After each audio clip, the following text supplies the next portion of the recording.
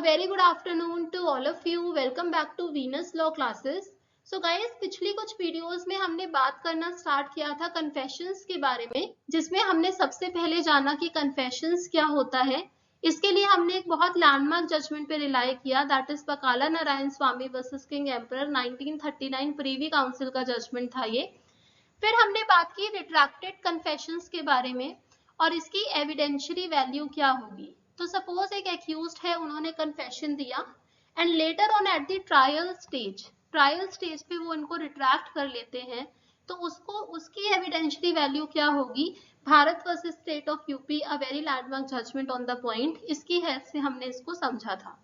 फिर हमने बात की कन्फेशंस ऑफ अ को एक्यूज्ड, जिसमें हमने डिस्कशन किया section number 30 Indian evidence act का, जो कि एक रेलेवेंट फैक्ट बना देता है कन्फेशन ऑफ अ को एक्यूज्ड को।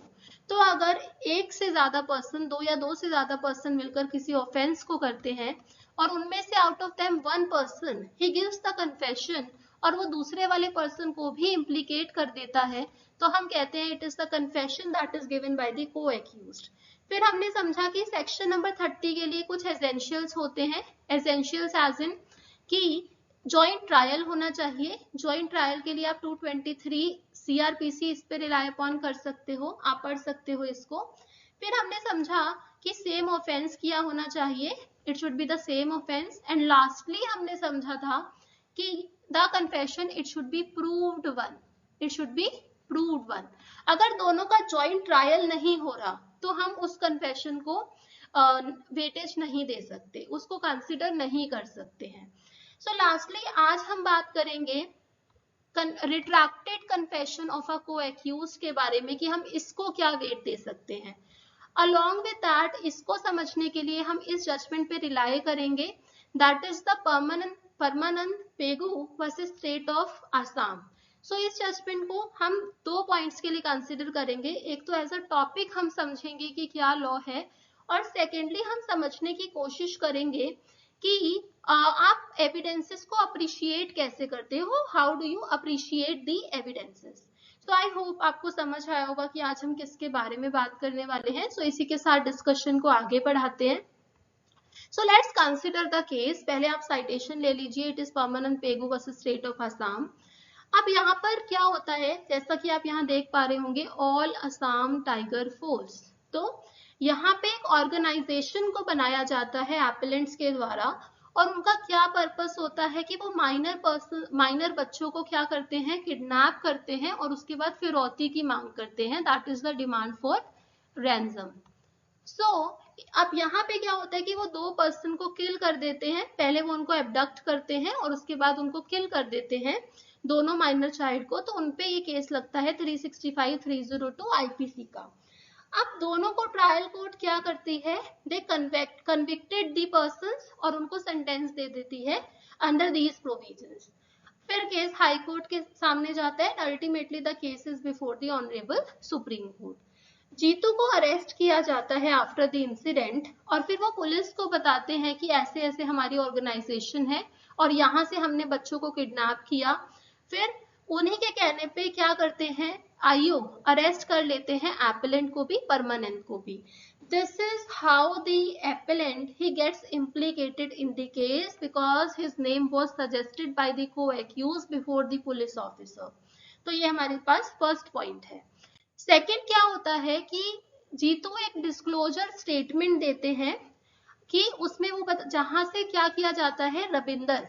अब आप इस बच्चे का नाम याद रखना, बिकॉज एपेलेंट को इनकी किलिंग के लिए ही हमने सेंटेंस दी है कि इनकी बॉडी यहाँ से आप रिकवर कर सकते हो। बेसिकली यहाँ पे हम सेक्शन नंबर 27, जो कि हम पहले की वीडियोस में समझ चुके हैं, उसको अप्लाई कर रहे हैं। फिर जीतू बताते हैं कि एक सिल्वर चेन के बारे में बताते हैं जो कि रविंदर की ही थी, लेकिन ये कहां से, मतलब ये डिस्क्लोज कौन कर रहा है, the same thing is being disclose by Jitu only. अब उसके बाद एक्यूज्ड जीतू को कहा जाता है कि आप रिक्रिएट करिए सीन को एग्जीक्यूटिव मैजिस्ट्रेट और अदर विलेजर्स के सामने, जिसको ट्रायल कोर्ट ने कहा कि ये एक्स्ट्रा जुडिशियल कन्फेशन है बिफोर दी अदर विलेजर्स। लेकिन अगर आप फैक्ट्स की डिटेल्स में जाओ तो मैं आपको बता देती हूँ कि इसको एक्स्ट्रा जुडिशियल कन्फेशन नहीं कंसिडर किया गया था, क्योंकि ये जो विलेजर्स थे ये थोड़े डिस्टेंस पे थे, दे वर एट डिस्टेंस, तो उन्होंने नहीं सुना, ऐसा माना गया। Now coming to the medical report, अगर मैं रविंदर की मेडिकल रिपोर्ट, पोस्टमार्टम रिपोर्ट की बात करूं तो वहां पर बताया जाता है कि what is the cause of injury. तो वहां पे बताया जाता है, it was revealed that the cause of injury it was the head injury, कि उनको हेड इंजरी हुई है इसलिए उनकी डेथ हो गई है। सो नाउ इसके बाद क्या होता है कि दोनों ही एक्यूज्ड से कन्फेशंस लिए जाते हैं। So now when the confession was taken, तो वो क्या कहते हैं अपनी कन्फेशनल स्टेटमेंट में before the judicial magistrate under section 164 of CrPC. तो इन्वेस्टिगेशन स्टेज पे ये कन्फेशंस होते हैं, they are not on oath, वो ओथ पे नहीं होते। सो वो पूरी स्टोरी बताते हैं, लेकिन हमें थोड़ा सा रेस्ट्रिक्ट रहना है to the case of appellant. और वो कहते हैं कि रविंदर ने, जब मैंने बच्चों को किडनैप किया तो मैंने रविंदर को बुलाया और उन्होंने मेरी हेल्प की रविंदर को मारने में, और उन्होंने उनको क्या किया, स्ट्रैंगुलेट किया, मतलब कि उनको गला दबाकर मारा गया है, और जस्ट बिकॉज वो सांस वगैरह नहीं ले पाए इसलिए डेथ कॉज हो गई। So what is the cause as per the co-accused, it is the strangulation, but medical report में तो ये नहीं पाया गया, वहां पे तो हेड इंजरी बताया गया। Now confessional statement of the appellant Parmanand Pegu, फिर वो भी अपनी स्टेटमेंट में यही कहते हैं कि मैंने स्ट्रैंगुलेट किया था रविंदर को, लेकिन मैं आपको कॉज ऑफ डेथ ऑलरेडी बता चुकी हूँ। अब क्या होता है कि दोनों ही एक्यूज रिट्रैक्ट कर जाते हैं अपने कन्फेशन से अंडर सेक्शन 313 का मैं आपको ब्रीफ बता दूं तो इसमें जज और एक्यूज पर्संस का पर्सनल कम्युनिकेशन होता है, जिसमें प्रोसिक्यूशन जो भी एविडेंसेस एक्यूज पर्संस के अगेंस्ट प्रेजेंट करते हैं, दिखाते हैं, उसके बारे में एक्सप्लेनेशन मांगी जाती है कि एक्यूज आप बताओ आपका क्या कहना है। So basically the accused person, he explains all the evidences that appears against him by the prosecution, जो भी present किए जाते हैं। So वो कहते हैं कि हमने कोई confession नहीं दिया, it is not voluntary, it is not true, तो वो retract कर जाते हैं। Moreover appellant ये भी कहते हैं कि जो जीतू पेगू ने अपना confession में मुझे implicate किया है वो एक false statement है, तो वो उसको भी deny कर देते हैं। Now consideration of evidence against the appellant because he is the person who is appealing, तो हम उस पे रेस्ट्रिक्ट रहेंगे। तो पहली बात, अब मैं आपको ये लास्ट सीन बता देती हूँ, क्योंकि मैंने आपको पहले एक फैक्ट मेंशन किया था कि किडनैप करने के बाद उन्होंने appellant को बुलाया था। तो नाउ जो विलेजर्स थे उन्होंने दोनों बच्चों को लास्ट किसकी कंपनी में देखा था, it was in the company of हुम, तो जीतू पेगू। तो ये जो लास्ट तीन थ्योरी का एविडेंस आप लाना चाह रहे हो, it is not against the appellant, ये एपेलेंट के अगेंस्ट नहीं है। फिर अगर मैं रिकवरी की बात करूं सिल्वर चेन की और बॉडी की, तो वो भी जो रिकवरी हुई है that is at the instance of home, किसके इंस्टेंस पे हुई है, जीतू के, not against the appellant again. उसके बाद एक्यूज जीतू भाग गए थे विलेज छोड़कर, और उनके कहने पर ही जब उन्होंने डिस्क्लोज किया था एपेलेंट का नाम, तो फिर एपेलेंट अरेस्ट हुए थे, तो यानी कि एपेलेंट का कोई सब्सिक्वेंट कंडक्ट भी नहीं था कि आप भागे हो, so that is also against the Jitu only. Now extra judicial confession मैंने आपको बता दिया है कि पहली बात तो इसको माना ही नहीं गया था, और दूसरी बात वो भी जीतू के अगेंस्ट था, तो वो भी हम कंसिडर नहीं कर सकते। रिकवरी किसके इंस्टांस पे हुई है, जीतू के। और appellant opinion of medical officer की बात करूं, ये तो फेवर ही कर रहा है, it is favouring the appellant, तो ये तो एक उसके लिए अच्छा ही फैक्टर है, because that is not in line with the confession that was given.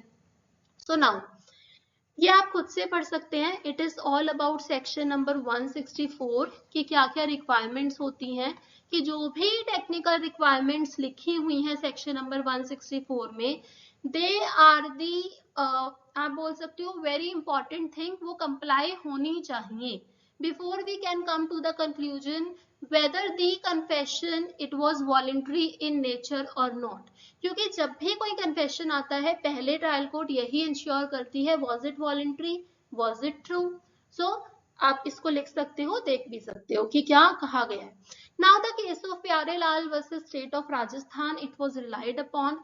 इसमें एक रूल स्टैंडर्ड ऑफ प्रूफ का बताया गया था कि स्टैंडर्ड ऑफ प्रूफ क्या होगा for the accuse person when they are claiming कि जो कन्फेशन है वो ट्रू नहीं था, वो वॉलंटरी नहीं था। तो ये बहुत ही स्ट्रिंजेंट प्रूफ नहीं मांगता, आपको बस शो करना होता है कि कुछ थ्रेट, कुछ ड्यूरेस था, क्योंकि एपेलेंट कह रहे थे कि पुलिस ने हमें डराया धमकाया है, as a result of that I have given the confession. So now यहाँ पे ये चीज बोला गया कि आपको बस prima facie opinion based evidence देना होता है कि ये ट्रू नहीं है। सो अब यहाँ पे फिर दूसरा पार्ट क्या होता है कि अगर हमने देख लिया कि 164 की रिक्वायरमेंट्स क्या फुलफिल हुई, जो कि हुई थी, बट उसके बाद क्या ये ट्रू था confession? This is the second question. यहाँ पे आंसर निकल कर आता है, आपको देखना होता है आप कैसे आंसर देख सकते हो। Rule of prudence that the court should look to corroboration from other evidences. other evidences मैं आपको बता चुकी हूँ। तो अगर हम retracted confession की बात करें तो it is not in line with the other evidences। तो ना ही जो उसका खुद का confession था जो कि retract कर लिया गया हम उस पर रिलाई कर सकते, neither for the purposes of the appellant हम जो रिट्रैक्टेड कन्फेशन ऑफ को एक्यूज्ड है उसको रिलाई कर सकते, क्योंकि वो अदर एविडेंसेस के कॉन्फर्मिटी में है ही नहीं। सो दिस इज हाउ आप ऐसे वेट अटैच करते हो एविडेंसेस को। तो कॉरोबोरेशन हुआ ही नहीं with the other evidences.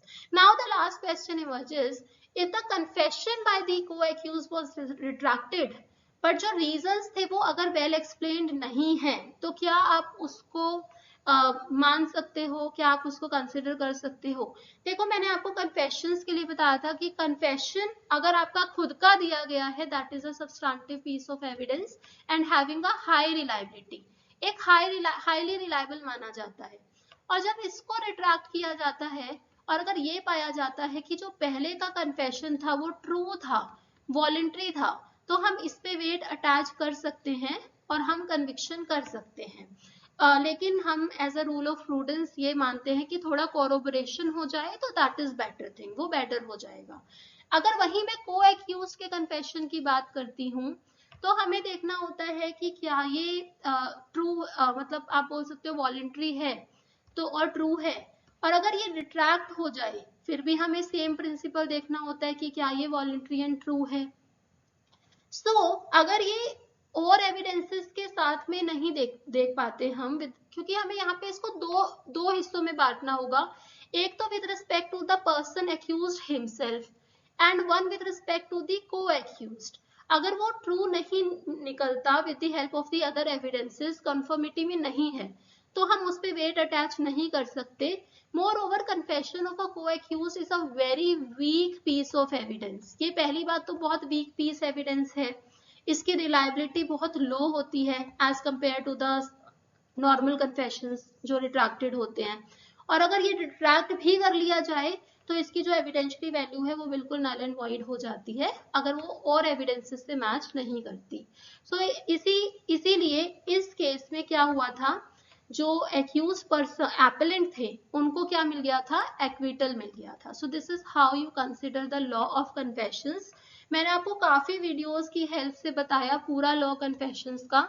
I hope आपको समझ आया होगा पूरा एविडेंस लॉ क्या कहता है कन्फेशंस पे। अगली क्लासेस में हम मेडिकल एविडेंसेस की बात करेंगे। अगर आपको वीडियोस पसंद आ रही हैं तो प्लीज लाइक करिए, शेयर कीजिए, सब्सक्राइब कीजिए मेरे चैनल को, और अपने फ्रेंड्स से भी कहिए कि वो चैनल को सब्सक्राइब करें। Till then stay tuned, take care of yourself, thank you so much.